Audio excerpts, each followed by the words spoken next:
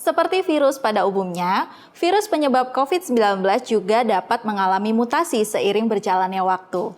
Terlebih jika virus terus menyebar dan bereplikasi. Biasanya sih mutasi ini tidak menimbulkan dampak yang signifikan secara klinis. Tapi ya ada juga beberapa mutasi yang bisa menghasilkan varian yang justru lebih beresiko.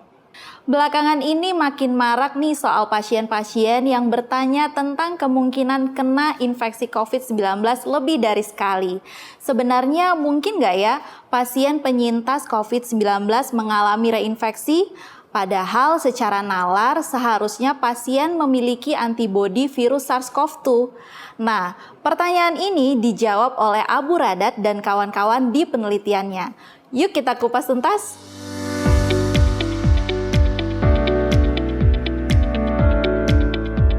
Halo dokter, saya Dr. Rara dari Alomedica. Selamat datang di Alomedica Journal Club, episode Resiko Reinfeksi COVID-19. Penelitian Abu Radat dan kawan-kawan melakukan studi kohort pada pasien dengan bukti antibodi positif di Qatar. Pasien yang secara klinis sudah sembuh dilakukan pemeriksaan antibodi menggunakan Roche Elexys Anti-SARS-CoV-2 Assay dan Electrochemiluminescence Immunoassay yang menggunakan protein rekombinan yang mewakili antigen nukleokapsid untuk binding antibodi. Kemudian dibandingkan dengan pemeriksaan PCR. Nah, tapi hingga saat ini klasifikasi reinfeksi SARS-CoV-2 tersendiri belum tersedia. Jadi, peneliti membagi kasus reinfeksi menjadi 4 klasifikasi. Kalau dokter mau baca-baca lebih lengkapnya, dokter juga bisa lihat di aplikasi Alomedica loh. Nggak cuma ada artikel terkait topik kali ini aja, di Alomedica tuh ada ribuan informasi kedokteran yang bisa diakses dengan mudah melalui artikel, webinar, hingga workshop. Lewat Alomedica, dokter juga bisa dapetin e-sertifikat ber-SKPID yang bisa di-download kapan aja setelah mengikuti program yang ada di menu SKP online Alomedica. Selain itu, ada juga forum untuk dokter bisa sharing-sharing berbagai kasus menarik dengan sejawat dokter dan spesialis se-Indonesia. So, langsung aja download aplikasi Alomedica sekarang di Google Play dan App Store. Oke, sekarang kita balik bahas soal 4 klasifikasi tadi ya dok. Yang pertama, suspek reinfeksi kasus SARS-CoV-2. Nah, ini ditandai dengan seluruh individu dengan antibodi positif yang mengalami setidaknya 1 kali PCR positif di atas 14 hari setelah tes antibodi positif pertama kali. Yang kedua, bukti kuat adanya reinfeksi. Individu dengan hasil swab PCR positif dengan CT value kurang dari 30, paling sedikit 14 hari setelah tes antibodi positif pertama kali, dan yang tidak memiliki hasil swab PCR positif dalam 45 hari sebelum swab reinfeksi. Yang ketiga adalah bukti sedang adanya reinfeksi. Individu dengan hasil swab PCR positif dengan CT value lebih dari 30, paling sedikit 14 hari setelah tes antibodi positif pertama kali, dan yang tidak memiliki hasil swab PCR positif dalam 45 hari sebelum swab reinfeksi. Yang keempat, bukti lemah adanya reinfeksi. Individu dengan hasil swab PCR positif paling tidak 14 hari setelah tes antibodi positif, tetapi memiliki 1 atau lebih swab PCR positif dalam 45 hari sebelum swab reinfeksi.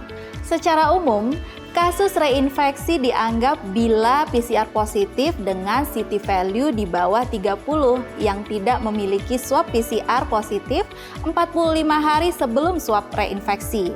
Hal ini dilakukan untuk rule out persisten positif PCR akibat fragmen virus yang mati. By the way, sejawat sekalian yang lagi nonton nih, udah pada subscribe belum ke channel YouTube-nya Alomedica? Kalau belum, sekarang klik tombol subscribe-nya ya. Dan jangan lupa aktifkan juga lambang lonceng notifikasinya biar sejawat bisa tahu kapan aja Alomedica update informasi kedokteran terbaru. Kalau udah, makasih banyak ya dok. Sekarang kita lanjutin lagi nih pembahasan jurnalnya. Studi ini dilakukan sejak 16 April hingga 31 Desember 2020 dari 43.044 subjek dengan antibodi yang positif sebanyak 314 subjek atau 0,7% yang mengalami 1 kali PCR positif di atas 14 hari setelah hasil tes antibodi positif. Di antara 314 ini, sebanyak 129 subjek atau sekitar 41,1% mengalami reinfeksi yang terbukti secara epidemiologi.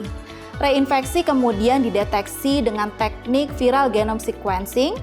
Dengan menggunakan tingkat konfirmasi teknik tersebut, didapatkan bahwa tingkat insidensi reinfeksi adalah 0,66 per 10.000 orang per minggu.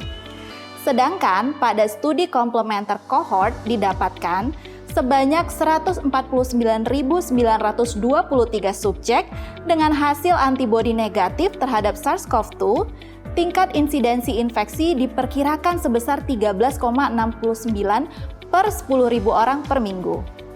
Efikasi infeksi alamiah diperkirakan dapat mencegah reinfeksi sebesar 95,2%.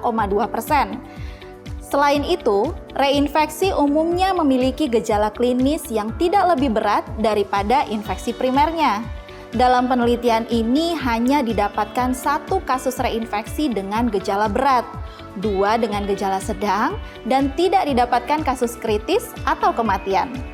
Kebanyakan kasus reinfeksi atau sekitar 66,7% didiagnosis secara insidental melalui pemeriksaan rutin, acak, maupun tracing terhadap kontak erat. Nah, jadi apa nih dok yang bisa kita tarik dari penelitian ini? Pertama, penelitian ini memberi kita bukti ilmiah mengenai insidensi reinfeksi COVID-19 pasca infeksi primer setelah terbentuknya antibodi. Kedua, infeksi alamiah SARS-CoV-2 memberikan proteksi kuat terhadap infeksi SARS-CoV-2. Dan yang ketiga, kasus reinfeksi SARS-CoV-2 biasanya menunjukkan gejala yang tidak lebih berat dari infeksi primernya. Akan tetapi, perlu diperhatikan juga nih dok, walaupun sampel yang didapatkan cukup besar, tapi banyak subjek yang drop out juga nih. Selain itu, pada penelitian ini nggak dijelasin juga soal spektrum klinis gejala COVID-19 yang dialami sama subjeknya. Apakah termasuk gejala ringan, sedang, berat, kritis, atau termasuk yang golongan tanpa gejala? Bisa nggak ya dok penelitian ini kita terapkan di Indonesia? Jawabannya bisa ya, bisa juga tidak. Ya, penelitian ini dapat memberikan informasi yang baik mengenai imunitas alami setelah infeksi primer COVID-19. Tetapi, melihat waktu penelitian ini dilakukan di tahun 2020, belum banyak kasus mutasi SARS-CoV-2, sehingga dibutuhkan data lebih lanjut mengenai imunitas terhadap masing-masing varian ini. Nah, sekarang Alomedica mau nanya nih dok, ada nggak sih dok kasus reinfeksi SARS-CoV-2 di tempat dokter bekerja? Share ya dok di kolom komen ini. Oke, sekian dulu Alomedica Journal Club kali ini. Kalau ada topik jurnal lain yang kira-kira bakalan asik nih dok untuk dibahas di Alomedica, kasih tahu juga di kolom komentar ya. Sip deh dok, jangan lupa untuk like, comment, share, dan subscribe channel Alomedica ya dok. Jadi dokter andal dalam genggaman. Salam Alomedica.